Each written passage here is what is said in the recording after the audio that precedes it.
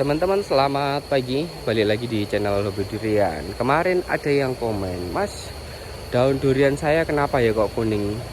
Mas, daun durian saya sudah saya pupuk, sudah saya benahin tanahnya kok masih tetap kuning. Oke, kali ini saya akan bahas mengenai mengapa daun durian kuning. Lebih tepatnya pada saat musim hujan, teman-teman. Nah, penjelasannya singkat seperti ini. Ini saya kenalkan dulu. Ini adalah durian super tembaga yang saya tanam sekitar 11 sekitar 2 bulan yang lalu. Awal penanaman durian ini hanya tinggi 50 sampai 70 cm. Dan sekarang lihat perkembangannya. Dia sudah melalui trubus yang ketiga, teman-teman. Untuk yang kedua, daunnya belum pecah lebar seperti daun utama. Untuk yang trubus ketiga disusul dengan tunas baru ini, teman-teman. Pertumbuhannya bagus sekali. Percabangannya juga sudah besar, yang bawah itu kokoh. Saya kasih tips lagi ya, teman-teman, untuk memperbesar batang. Cuma satu,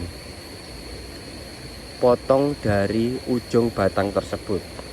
Mama nih, batang utama kalian pengen besarkan, ya udah potong pucuknya itu sebelah sini. Nah, ini pucuknya. Terus kemarin ini kan ada tunas baru tuh, tunas baru saya potong, akhirnya lihat percabangan batang utama, dia lebih kokoh dan juga lebih besar. Ngeblur, mohon maaf teman-teman. Lihat percabangannya, dia lebih besar. Lihat percabangan yang atasnya setelah saya potong, itu kan lebih kecil, teman-teman. Sebenarnya batang ini adalah batang samping, teman-teman. Intinya setelah kalian potong pucuk, akhirnya batang yang di bawah potong pucuk ini semakin membesar. Setelah itu batang samping jangan lupa kalian tarik ke atas, teman-teman. Kalau enggak kalian tarik ke atas, batang samping ini akan gini. Jadi pertumbuhannya akan gini, jelek. Jangan lupa ditarik untuk batang sampingnya ya, teman-teman. Oke, kita lanjut ke durian lain. Ini adalah duri hitam. Pertumbuhannya sangat bagus sekali. Lihat, apakah ada daun yang menguning, teman-teman? Tidak ada kan? Ya. Tonton video ini sampai habis, saya akan spill cara, yaitu menggunakan pupuk, teman-teman. Kalau teman-teman belum tahu pupuknya, nanti saya akan kasih tahu di dalam video ini. Makanya tonton sampai habis ya, teman-teman. Pupuknya itu kalian bisa campur menggunakan pupuk vegetatif, teman-teman. Ini adalah durian bawor. Ini dulu malah pertumbuhannya paling jelek. Ini kok ada apa ini? Telur. Ini pertumbuhannya paling jelek. Sekarang tingginya sudah melebihi saya. Trubus barunya seperti ini. Trubus barunya tinggi ini sudah hampir 2 meter nih, teman-teman. Lihat perkembangan daunnya, glowing, hijau, segar, teman-teman. Dan juga daunnya lebar-lebar. Ini adalah durian bawor. Saya tanam bibitnya dongkelan, teman-teman. Bibit dongkelan. Sebenarnya bibit dongkelan, mengenai bibit dongkelan, itu saya malah merekomendasikan bibit dongkelan, teman-teman. Karena apa? Menurut saya ya, bibit dongkelan itu bibit yang sudah tahan, teman-teman. Dia anti stres. Nah, gimana awalnya dia sudah didongkel, terus dia sudah menempati karantina. Makanya bibit dongkelan saya lebih merekomendasikan teman-teman untuk ditanam. Cuman ada syaratnya. Bibit dongkelan jangan menanam yang lebih dari 2 meter.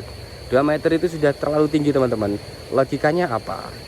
Kalau kalian menanam 3 meter, lebih dari 3 meter, petani pemula kan akan berpikiran, wah tingginya sudah 3 meter.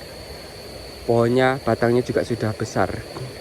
Indikator berbuah teman-teman, itu bukan dari tinggi batang dari durian, bukan dari umur batang dari durian. Dongkelan mahal, kalian 2 meter lebih itu bisa jadi 500.000 lebih ya, sampai 1 juta lebih itu. Mending di bawah 2 meter. Karena apa? Tinggi durian yang 2 meter lebih, hampir 3 meter atau 4 meter kalian beli. Lihat percabangan sampingnya sama batang utamanya, dia seimbang enggak? Logikanya batang samping itu kan untuk menopang buah teman-teman. Coba analoginya seperti ini.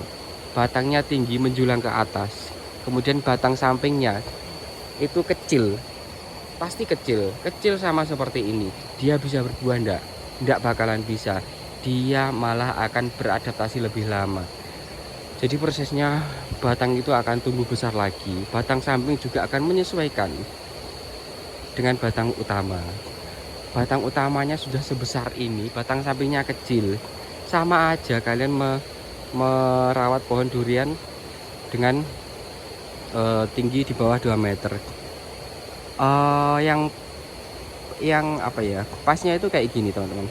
Batang utama sama batang samping itu sinkron besarnya ya, ingat itu. Batang utama sama batang samping harus sinkron. Coba deh kalian tanya di penjual bibit yang tinggi 4 meter, batang sampingnya sinkron enggak sama batang utamanya. Padahal kan untuk berbuah di batang samping, kalau ini kan sinkron, batang utamanya sebesar gitu, batang sampingnya juga sebesar gitu, kan imbang teman-teman. Alah, ini malah melebar kemana-mana teman-teman. Saya akan ajak ke durian yang sebelah sana ya. Nah, ini adalah durian bawor teman-teman. Dongkelan juga, tapi lihat perkembangannya. Pertumbuhan batang utama sama batang samping itu seimbang teman-teman. Jadi tidak jomplang. Jadi untuk pertumbuhan ya pas. Batang utamanya besar, batang sampingnya juga kokoh. Nah, itu malah lebih cepat teman-teman. Kalau penjual bibit mah senang-senang aja untuk jual satu pohon 3 juta, 2 juta. Ya gitu ya teman-teman, sekilas edukasi buat teman-teman yang mau menanam atau menanam dari dongkelan. Nah, ini durian duri hitam. Oh ya, rahasianya satu, dari sesuai judul ini banyak pertanyaan, kenapa daun durian saya kuning padahal di musim hujan. Satu, ada masalah pada pH tanah, karena air hujan semakin tinggi itu mampu membuat tanah semakin asam teman-teman. Kalian bisa kocor menggunakan asam humat atau penetral pH tanah seperti kapur dolomit. Yang kedua teman-teman, untuk menghijaukan daun kalian bisa menggunakan pupuk magnesium sulfat. Oke, sekian dari channel Hobi Durian.